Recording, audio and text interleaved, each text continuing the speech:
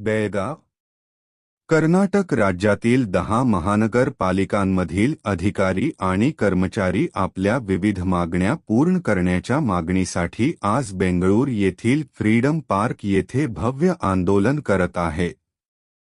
त्याचप्रमाणे बेळगाव महानगरपालिकेचे कर्मचारीही बेळगाव महानगरपालिका आवारातच आंदोलन आयोजित करून आपला पाठिंबा दर्शवत आहेत.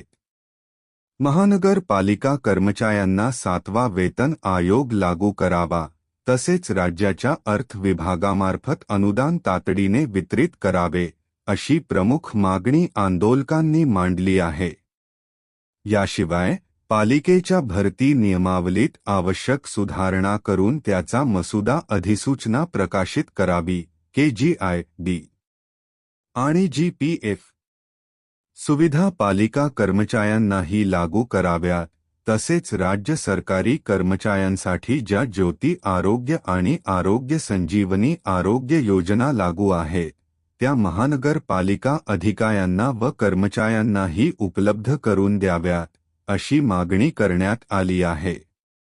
महानगरपालिकांमधील अधिकारी व कर्मचारी गेल्या अनेक वर्षांपासून विविध श्रेणीतील पदोन्नतीपासून वंचित असल्याने तत्काळ पदोन्नती प्रक्रियेस गती देण्याची ही मागणी आंदोलकांनी नगरविकास विभाग व राज्य सरकारकडे केली आहे.